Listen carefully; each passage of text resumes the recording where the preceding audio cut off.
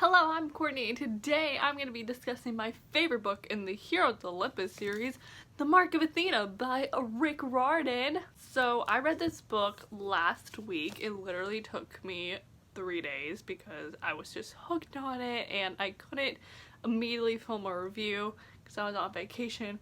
But now I'm here to talk about this baby. This is the third book in the Heroes of Olympus series by Riordan, and like I said, this is my favorite book in the series, so I am very excited to be talking about this today. Since this is the third book, I can't say a lot because spoilers, so if you haven't read The Mark of Athena yet, what are you doing? This book is fantastic, so go read it, and then you can come back here and we can discuss together. So bye, not spoiling people! Alrighty, so The Mark of Athena. Oh my god, this book caused me a lot of feelings. There's only one thing I really want to talk about, which is obviously Percy and Annabeth, but I'm going to talk about some other stuff first because my percabeth discussion is going to be really long, so let's just get this other stuff over with. The plot of this book is fantastic because the Lost Hero and the Son of Neptune have set everything up to get to this book where all the seven meet and they're finally starting the prophecy of seven and going to Rome and everything, and it was just so cool reading about everyone meeting for the first time because it felt like such an Avengers moment just having everyone together. Every page in this book always has you on the edge of your seat. There is not a moment where you're like, oh my god, everything's fine, I feel safe. No, everything is always going crazy. The moment when Leo attacks Camp Jupiter in the beginning, things are just flying through the roof and everything's just like bam bam bam right from that moment, and I love that. I love just having everything going because that just makes things more exciting and more intense, and I really loved that. I think my favorite scene in this book, if I had to choose like a non-percabeth scene, is probably when they all go to Charleston, because I think that is just such a well-written scene with Annabeth and the girls meeting Aphrodite, and then Annabeth dropping her dagger, and Percy sends Octavian and everybody into the water, and then fighting the map, Raina, fighting Camp Jupiter. Just everything about the Charleston scene is just pure amazement, and Rick did such a great job writing that. Another thing I found really interesting about this book was the Frank, Leo, Hazel dynamic, which I remembered most of it for the most part, but what I had forgotten was just how long it went for. Like, Frank and Leo bicker at each other for a long time, and Hazel and Leo, they don't figure out, why they feel this strange connection to each other until like 300 pages in. Like, it was just very long lasting when it could have been solved in like 2 seconds, which that was kind of interesting to me. And the last thing I want to mention before I start talking about Percy and Annabeth is I talked about in The Lost Hero how Piper annoyed me a lot, and I hate to say this, but she still annoyed me in this book. I think what really bothered me about Piper in this was how she kept comparing Percy and Jason, and she's just like, oh my god, Jason is so much better than Percy. Like, Percy who? Like, Jason is awesome. And I was like, girl, shut up. But even besides that, Piper just wasn't that exciting in this book, and I think I just expected so much more from her because I was really disappointed in her in The Lost Hero. So I was like, oh yeah, Piper's really gonna shine in The Mark of Athena.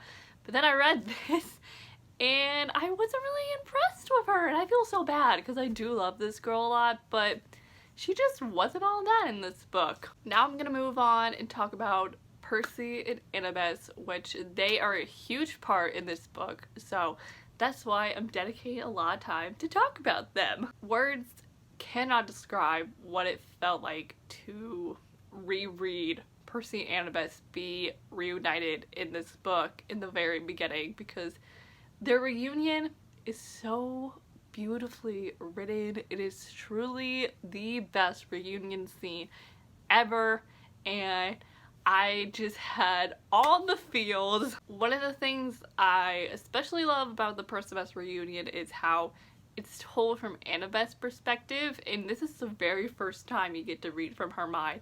And seeing her description of Percy when she sees him for the first time is so amazing. It is so well written, and I was just like, oh my god, she loves him so much. And then they reunite and they kiss, and just it's so good. But of course everything blows out of proportion quickly after they reunite, but it's fine because they find alone time together. And I love the scene where they're in the stables on the Argo II, and Annabeth's talking about the zoo truck they took to Vegas and just all the nostalgia. It was truly beautiful to reread them looking back on that memory and seeing how far they've come, because in that moment when they're on the zoo truck going to Las Vegas, you know, they're just kids, they're young, and they really haven't experienced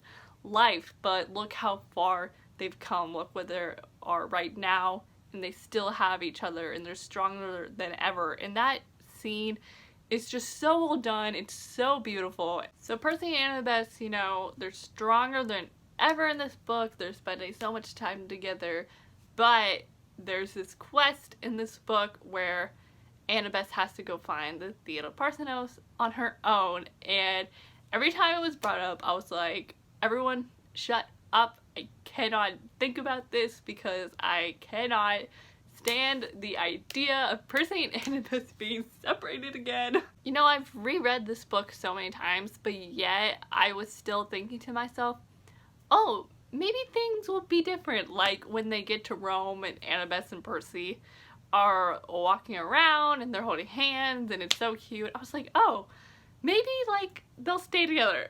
Maybe Annabeth won't leave.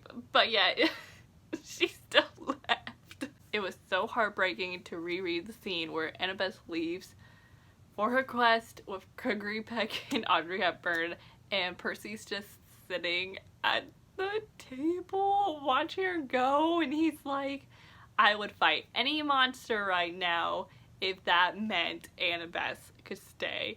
And it was just so hard because they were separated for so long, and then she has to leave again, and I was like, oh my god. But you know, Annabeth succeeds in her quest. She defeats Arachne, she finds the statue, and I love it when, you know, she's super injured and Arachne's like trying to kill her, but the Argo II blasts through and she hears Percy yell her name, and I was like, all is well. I love it when Annabeth is talking about everything that happened on the quest and how just proud Percy is when he's like, oh my god, you did it. You found the Athena Parthenos, like, no freaking way. And he was just so proud of her, and I just wanted to die. But of course, everything goes downhill, and I knew the scene was coming, but even 6 years later, I still wasn't mentally prepared for it. The cavern starts to crumble. Everyone's scrambling around, trying to get the statue secure and get back on the Argo II. But Annabeth, as she's walking to the ship, she falls backward, is being dragged by spiderweb because she is attached to Arachne somehow. And Percy goes down with her, and they're hanging over the ledge, and oh my god, Annabeth says to Percy to let her go, and he says never, and he talks to Nico, then he says we're never being separated again, and she says as long as we're together, and then they fall into Tartarus. That scene is a pivotal moment in Percy and Annabeth's relationship, because like I've said before, they've been through so much leading up to this book, and all they want is to simply be together, and the idea of not being together is just earth-shattering. So when they're in this life or death moment, Percy doesn't care about anything else except being with her, and so that's why he goes down with her. Rereading that scene really hurt because they've been through so much and they don't deserve to go to the deepest pit of hell. Like, it's unfair, but yet at the same time, that scene just made me realize all over again why Percy and Annabeth are my favorite ship, because they were willing to go to Tartarus for each other as long as it meant they were together, and I've never seen another ship do that. I just love Percy and Annabeth and the way they love each other so much because it's so pure and beautiful, and I've never seen a ship love each other the way that they do. And I know I have so many ships, but like no one could ever compare to Percy and Annabeth. Okay, I'm gonna stop this review now because if I keep going, I'm gonna start crying over my love for Percy and Annabeth. So that, my friends, was my thoughts and feels on the Mark of Athena by Riordan. I hope you all enjoyed this video. Thank you all so much for watching, and I am Courtney, and I'll see y'all next time in a new video soon, so I will see you then. So bye!